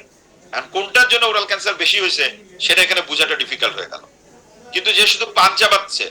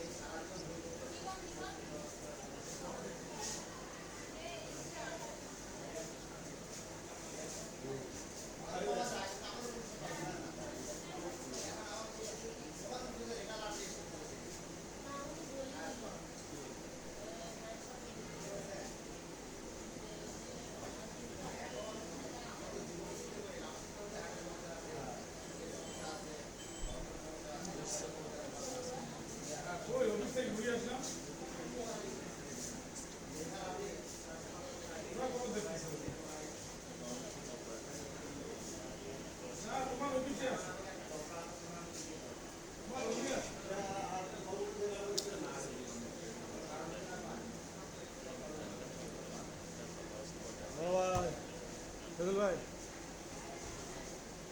স্যার ফোন দিয়েছেন না স্যার?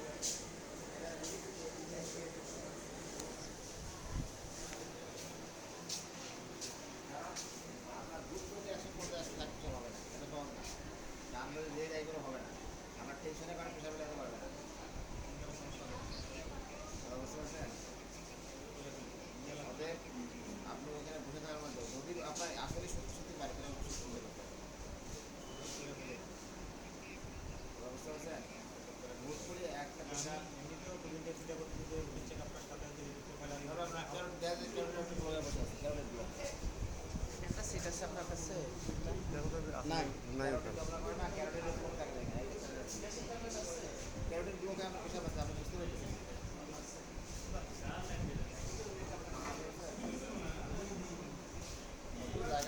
আসসালামু আলাইকুম স্যার। এই যে স্যার অফিসে স্যার, আসেন আসেন স্যার আসেন।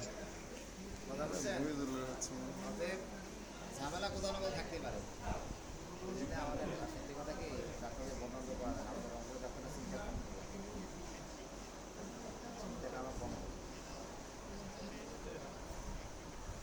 আমরা সবসময় কমন চিন্তা করি, কমন চিন্তাই করতে হবে, কারণ কমন রোগীতে বেশি। ঠিক আছে, তো আসতেছি। এই যে এখন আপনি কিভাবে রিসার্চটাকে গুছাইতে পারবেন, এই স্লাইডটা দেখলে আপনার একটা ধারণা হবে, আপনাদের একটা ধারণা হবে যে কি ধরনের কাজ আমি করতে পারি, কোনটা এক্সপেন্সিভ, কোনটা করা সম্ভব, কোনটা লেস টাইম কনজিউমিং, কোনটা মোর টাইম কনজিউমিং, এগুলো নিয়ে এখন একটু ধারণা পাবেন। হ্যাঁ, তাহলে দেখেন ক্লাসিফিকেশন, রিসার্চের ক্লাসিফিকেশনে বলা হচ্ছে একটা হচ্ছিল অবজারভেশনাল রিসার্চ, আর একটা হচ্ছিল এক্সপেরিমেন্টাল রিসার্চ, যেখানে আমরা এক্সপেরিমেন্ট করি। আর অবজারভেশনে কি করি, আমরা সাধারণত অবজার্ভ করি। তাহলে দেখেন অবজারভেশনাল রিসার্চের মধ্যে কি বলেছে, একটা বলা হচ্ছিল যে ডেসক্রিপটিভ, একটা ছিল অ্যানালাইটিক। এই ডেসক্রিপটিভ মধ্যে বলা ক্রস সেকশনাল, কেস কন্ট্রোল, আবার ইকোলজিক্যাল রিসার্চ বা ইকোলজিক্যাল রিপোর্ট। আর অ্যানালাইটিকের মধ্যে বলতেছে cohort, case control, follow up আর লংজিটিউডিনাল স্টাডি।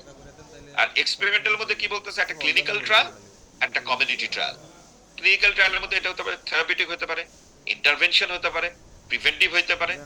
আর আমাদের এইগুলা এই যে ক্লিনিক্যাল ট্রায়াল যেটা যেটা ট্রু এক্সপেরিমেন্টাল আমরা করে থাকি, সেটা হতে পারে র্যান্ডমাইজ কন্ট্রোল ট্রায়াল হতে পারে, কমপ্লিট র্যান্ডমাইজ ডিজাইন হতে পারে, র্যান্ডমাইজ ব্লক ডিজাইন হতে পারে।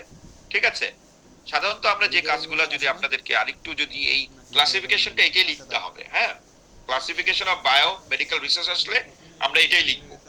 কিন্তু এটাকে আমি একটু সামারাইজ করে মাথার মধ্যে রাখার জন্য আমি বলতেছি, এটা ছিল এক্সপেরিমেন্টাল রিসার্চ, এটা ছিল নন এক্সপেরিমেন্টাল রিসার্চ। মানে এই অবজারভেশনাল রিসার্চটা হচ্ছিল কি নন এক্সপেরিমেন্টাল। কথাটা বুঝেন? কিন্তু রিসার্চকে আমরা অনেকভাবে, আমি একটু আগে যখন পড়িয়েছিলাম পিছনে কোয়ালিটেটিভ রিসার্চ বলেছি, কোয়ান্টিটেটিভ রিসার্চ বলেছি। এখন আবার কি বলতেছি, এক্সপেরিমেন্টাল রিসার্চ, নন এক্সপেরিমেন্টাল রিসার্চ। নন এক্সপেরিমেন্টাল রিসার্চের মধ্যে কি আমি যদি বলি, এখানে দেখেন কতগুলো নাম দিয়েছি, ক্রস সেকশনাল স্টাডি বা রিসার্চ। ক্রস সেকশনাল স্টাডি এটার নাম হচ্ছিল সার্ভে। আপনারা অনেকেই সার্ভের সাথে পরিচিত না? কথাটার সাথে পরিচিত কিনা বলেন?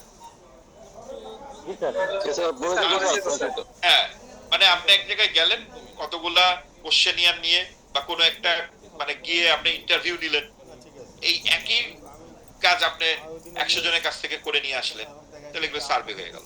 এটা কোন আপনি কি করলেন? নন এক্সপেরিমেন্টাল, কোনো এক্সপেরিমেন্ট করেন না, you gather some information based on some questionnaire, ঠিক আছে, regarding your topics। তাহলে এটা কি হলো? সার্ভে হলো না? এটা আপনি কোনো এক্সপেরিমেন্ট করছেন? কোনো এক্সপেরিমেন্ট করেন নাই তো। আপনি শুধু কতগুলো ইনফরমেশন নিয়ে এসে আপনি এখন ডাটাগুলোকে অ্যানালাইসিস করবেন। এরপরে কি বলেছি? Case control.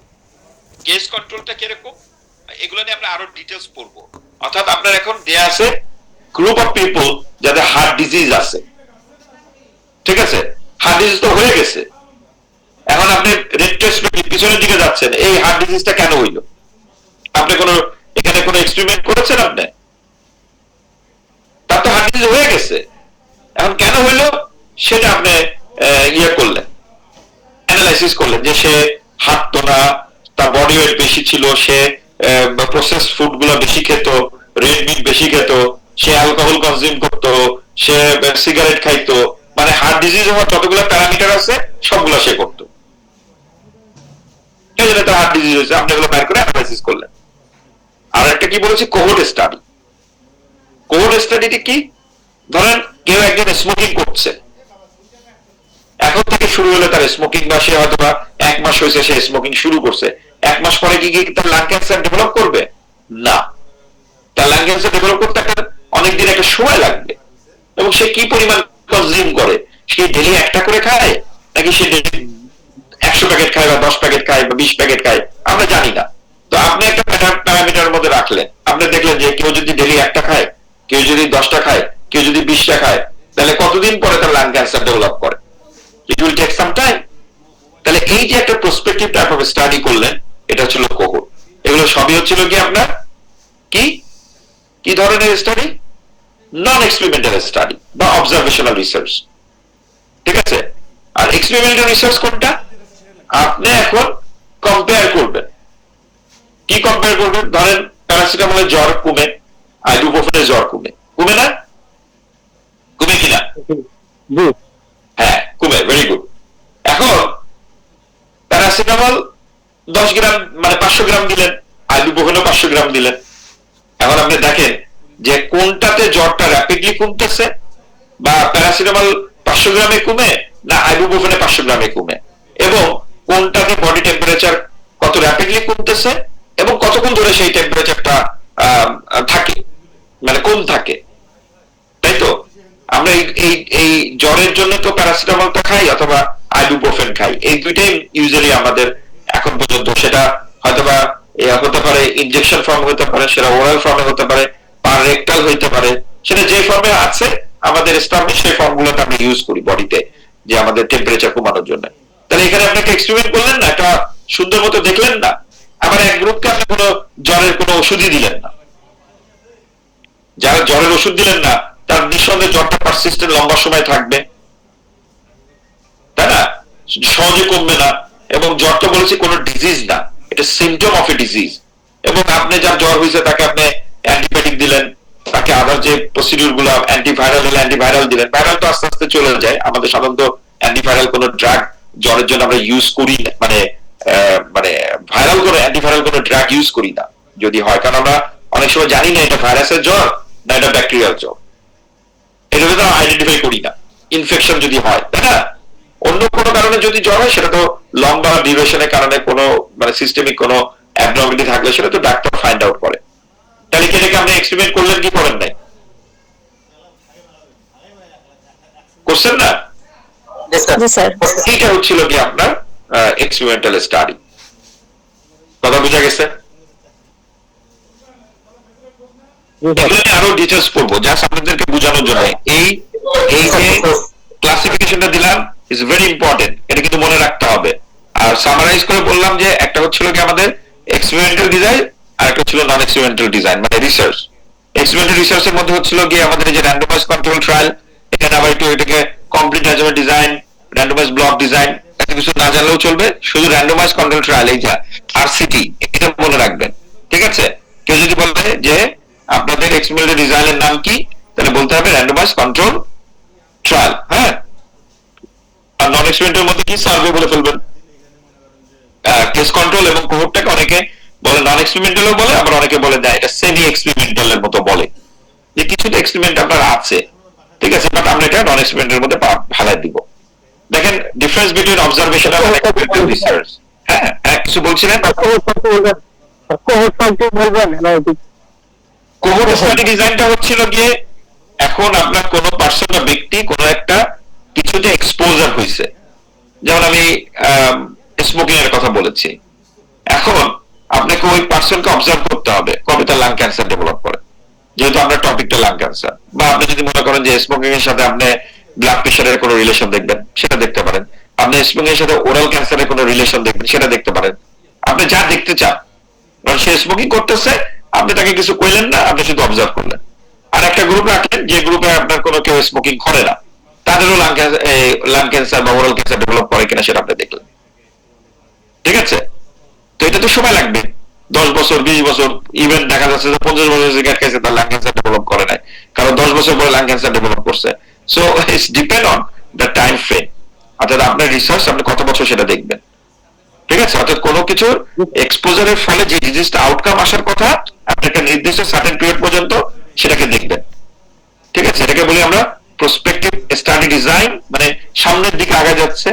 আর কেস কন্ট্রোলটা, আর কেস যেটা বলেছিলাম case control study design retrospective, অর্থাৎ ডিজিজ আপনার বলা আছে কেন হয়েছে সেটা আপনার পিছনের দিকে, এখন কারণ তো পিছনে, তাই না।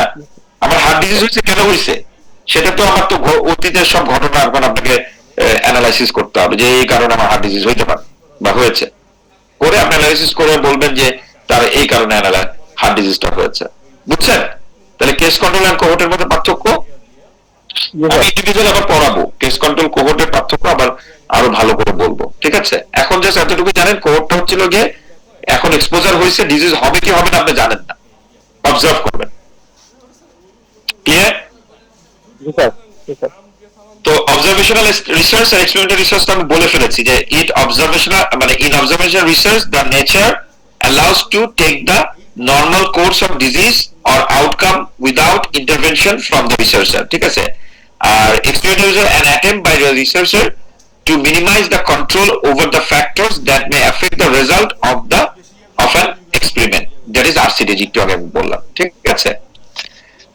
নো র্যান্ডমাইজ ডান, এখানে কোনো র্যান্ডমাইজেশন করা হয় না। র্যান্ডমাইজেশন কি আমি আবার পরে বুঝাবো, এখন বুঝাতে গেলে আরো সময় লাগবে, এটা পড়া আছে, হ্যাঁ। র্যান্ডমাইজেশন আমি পড়াবো যখন আপনাদেরকে স্যাম্পল মেথড বা স্যাম্পলিং মেথড পড়াবো, কিভাবে ডাটা কালেক্ট করতে হয়, স্যাম্পল কালেক্ট করতে হয়, ডাটাটা স্যাম্পল অর্গানাইজ করতে হয়, হ্যাঁ, তখন আমি এই র্যান্ডমাইজেশন নিয়ে অনেক বেশি কথা বলবো, ঠিক আছে। সো এখানে অবজারভেশনের কোনো র্যান্ডমাইজেশনের দরকার নাই, কিন্তু এক্সপেরিমেন্টালের দরকার আছে। তারপর observation research and measures the outcome without giving the intervention, মানে আপনার যে আউটকামটা আপনি কোনো ইন্টারভেনশন তো দেন নাই, আপনি লিস্ট অফ কোশ্চেন নিয়ে গেছেন, সেটা থেকে আপনি একটা আউটকাম বের করবেন, আপনি কোনো ইন্টারভেনশন এখানে দেবেন না। কিন্তু এক্সপেরিমেন্টাল আপনার অবশ্যই একটা ইন্টারভেনশন দিতে হবে। ইন্টারভেনশন মানে কি, সেটা কোনো টেস্ট হইতে মানে ড্রাগ হইতে পারে, সেটা অন্য কোনো কিছু অ্যাপ্লিকেশন হতে পারে। যেমন আমাদের যে ইয়েটা হয়েছে করোনা ভাইরাস যে আমরা যে ইয়েটা পেলাম ভ্যাকসিন, কেউ কেউ বলতেছে 99% মানে কাজ করে, কেউ বলতেছে 95% কাজ করে, তাই না? এক একটা কোম্পানি এক একটা ভাবে বলেছে। তারা এই পার্সেন্টেজটা কিভাবে করে দেখেছে? তারা ওই রিসার্চ করে তো তারা এই কথাটা বলতে হচ্ছে তাদের, তাই না?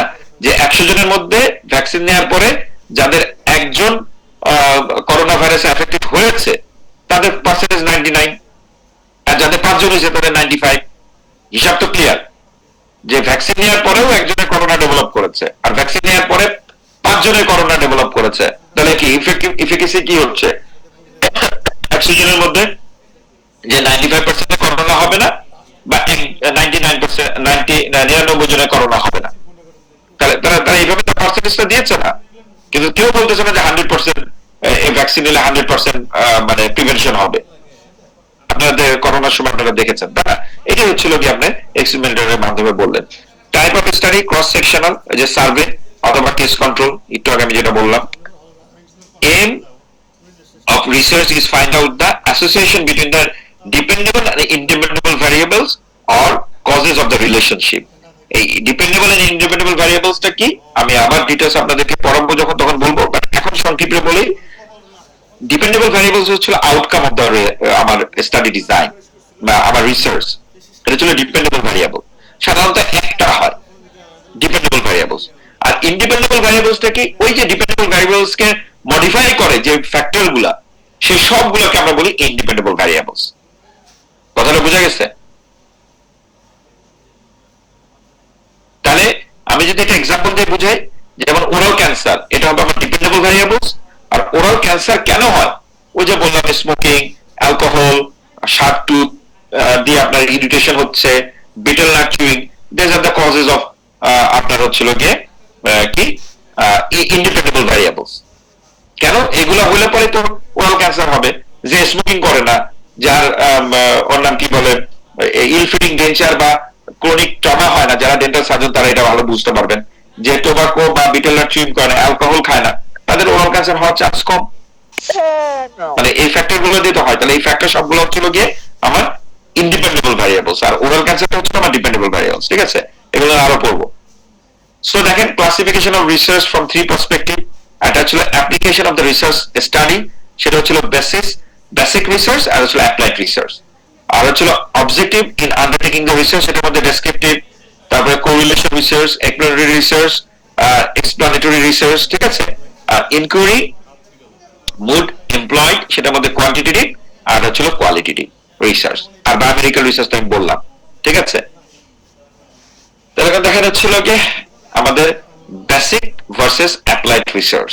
বেসিক রিসার্চটা কি? বেসিক রিসার্চটা বলতেছে is directed towards the acquisition of new knowledge for its own sake, motivation by intellectual curiosity, without reference to the potential use of the result.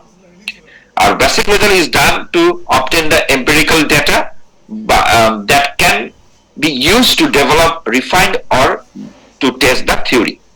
মানে এই যে আমাদের বেসিক রিসার্চ যেটা, সেটা কিন্তু আমাদের বড় কাজটাকে করার জন্য কোনো রিফাইন করা লাগবে কিনা সেটাকে হেল্প করে। ঠিক আছে, যেমন হাউ ব্লাড সেল ফাংশন, একটা এক্সাম্পল বলতেছে, or the examination of the structure and the function of parts of the brain.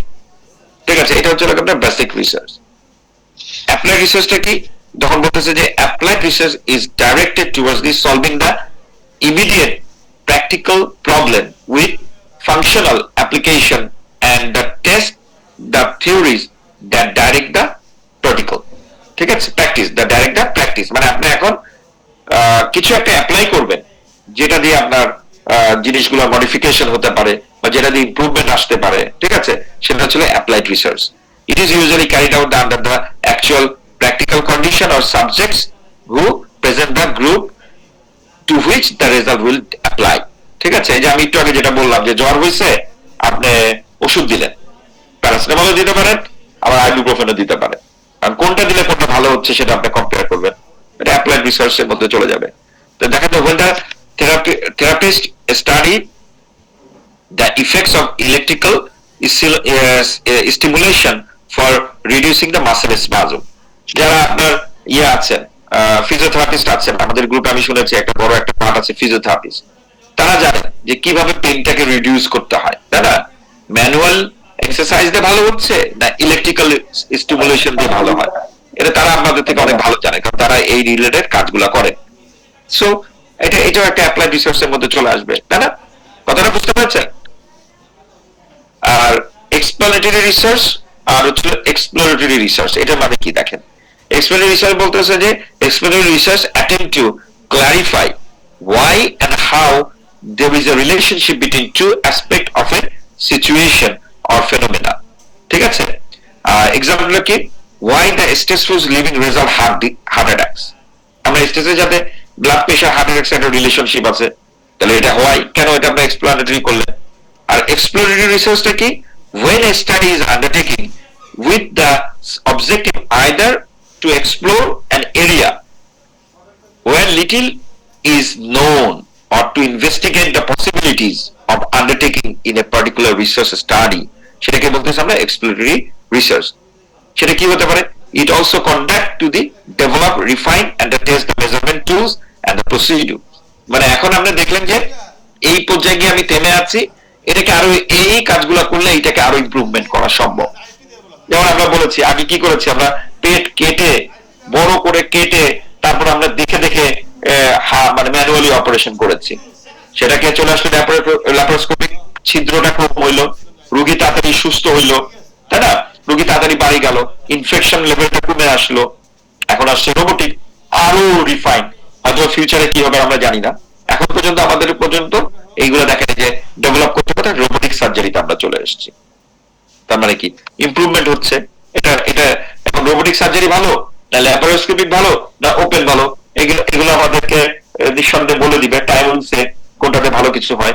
তো সোফার দেখা গেছে যে এখন পর্যন্ত যতগুলো রেজাল্ট এসেছে যে robotic surgery is the best, তাই না?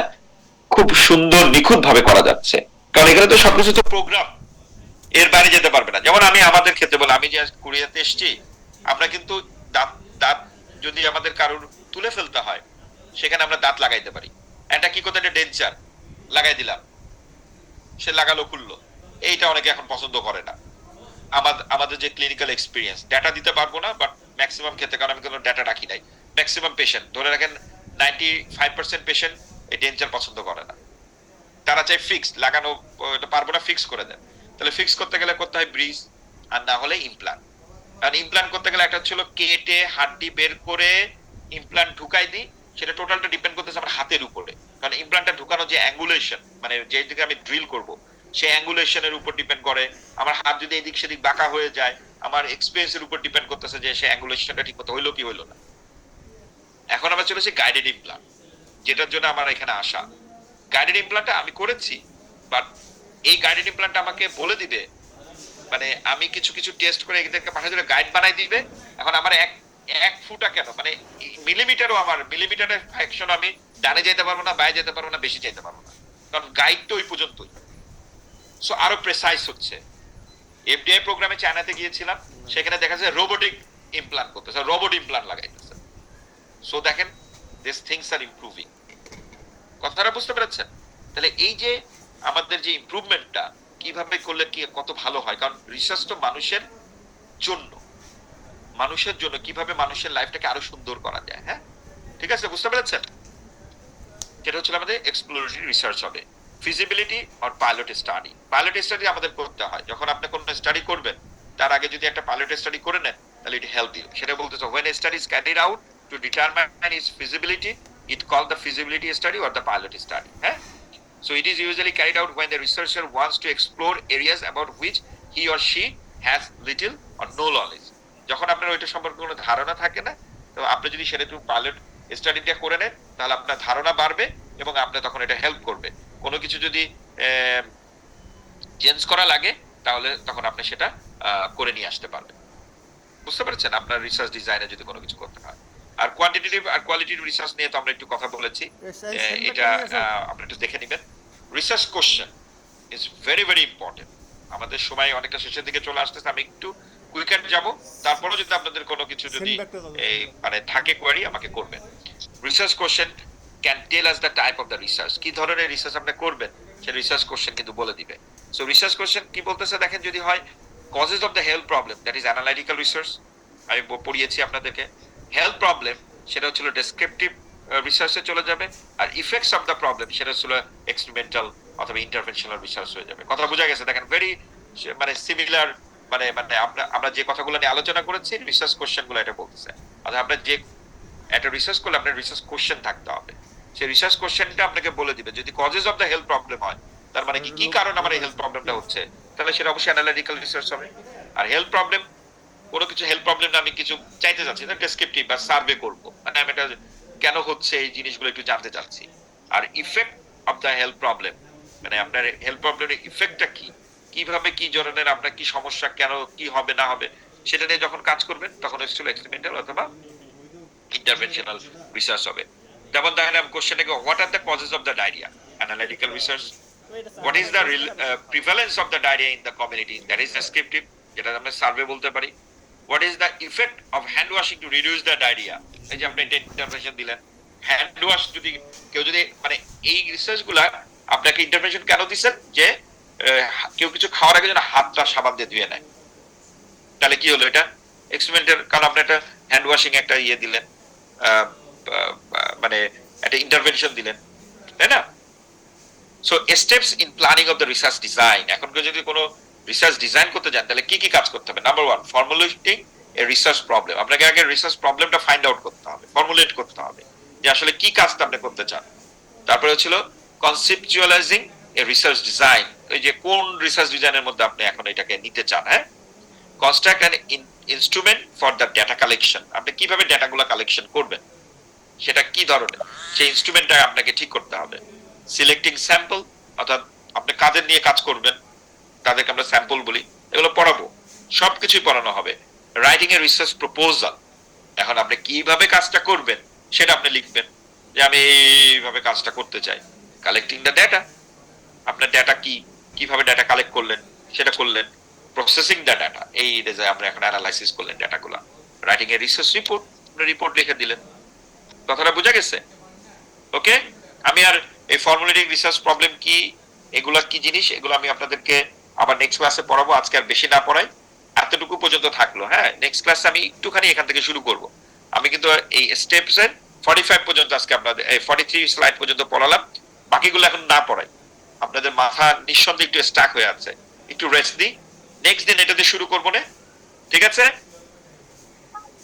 আর আপনারা পড়লেও কিন্তু বুঝতে পারবেন, কারণ আমি অলরেডি কিন্তু স্টেপগুলো পড়ানোর সময় একটু ব্যাখ্যা করেছি, এখানে আরো ডিটেইলস ব্যাখ্যা আছে। কারো কোনো কোয়ারি থাকলে আগে করেন, তারপরে আমরা একটু পরিচয় হই, তারপরে আমরা ক্লাস শেষ করি, এবং আমাকে ক্লাস শেষের সাথে সাথে আমাকে পার্সেন্টেজটা দিবেন প্লিজ। আমি এখানে দেখতেছি চ্যাটে কিন্তু 26 চ্যাট আছে, কিন্তু আমার কিন্তু প্রেজেন্ট দেখাচ্ছে হচ্ছিল তখন ছিল 44 না 45 পর্যন্ত আমি ম্যাক্সিমাম দেখেছিলাম, এখন 40, তার মানে আমি সহ, আমি ছাড়া 39 আপনারা আছেন, আর তখন কিন্তু আরো অনেকে ছিল। প্লিজ আমাকে কিন্তু ইয়ে দিতে হবে, পার্সেন্টেজ দিতে হবে, তা না হলে কিন্তু আমি আপনাদেরকে ইভালুয়েট করতে পারবো না। দায়িত্বটা কে নেবেন? আজকে আমি 45 পর্যন্ত ম্যাক্সিমাম দেখেছি, এই 45টা নাম কে দিবেন? হ্যালো, হ্যাঁ, আমাদের জিমেইলে অ্যাটেন্ডেন্স পাঠিয়ে দেন স্যার, অনলাইনে। কি পাঠিয়ে দিব? জিমেইলে অনলাইনে, ওটা কাউকে দিয়ে কি পাঠিয়ে দিব?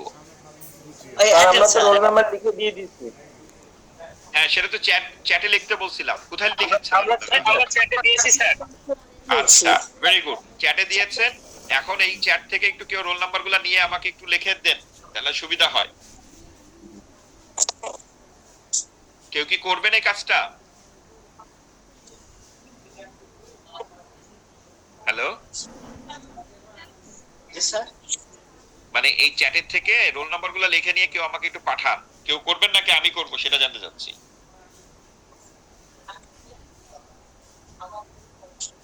লিখন শহীদুল ইসলাম হ্যাঁ, আমার কথা বুঝেন নাই?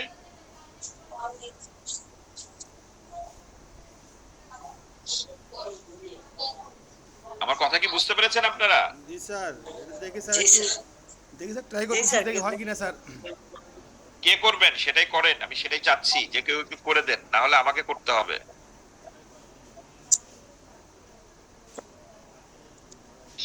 কেউ করতে চাচ্ছেন না, বুঝতে পারছি, তাহলে আমি করি। হ্যাঁ আমি করে দিচ্ছি, আমি ডক্টর শারমিন, আমি আপনাকে লিস্টটা পাঠিয়ে দিচ্ছি।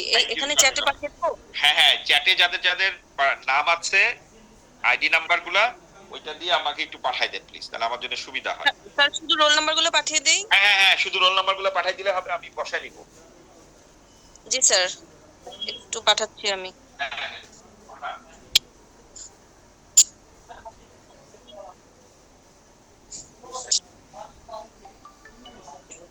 স্যার অনেকে আমাদের হোয়াটসঅ্যাপে যে গ্রুপ আছে ওইখানে প্রেজেন্ট লিখেছে, ওইগুলো কি কাউন্ট করব?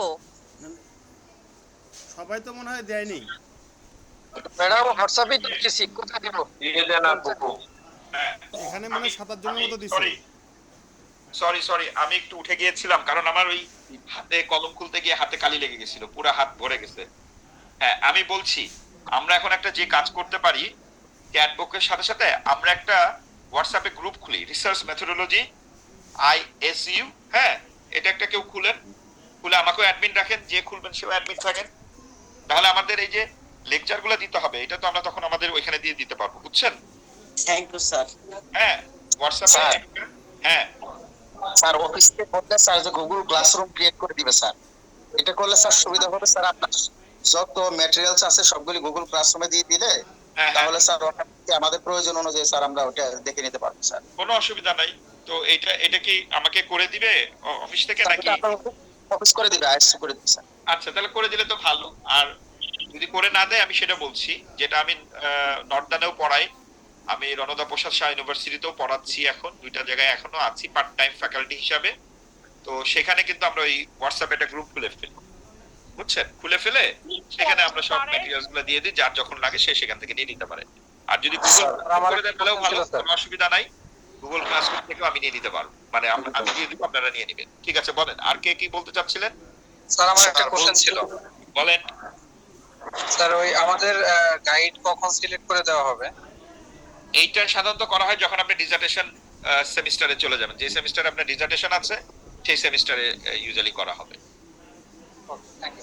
ঠিক আছে। আর এখন যদি আপনারা কোনো কিছু নিয়ে করতে চান, আপনারা কোনো টিচারের সাথে যোগাযোগ করতে চান, সেটা করতে পারেন, যদি if you have the time. আমি কিন্তু বলতেছি এটা কিন্তু অনেক টাইমের বিষয়। আর সম্ভবত ডিজার্টেশনটার মডিউলেই আমরা ডিজার্টেশন নিয়ে কথা বলি। বাট আমি কাউকে বলছি, কেউ যদি খুব ভালো করতে চান, কারো যদি আগের থেকে সেই সময় বা আগ্রহ থাকে, তাহলে করতে পারেন।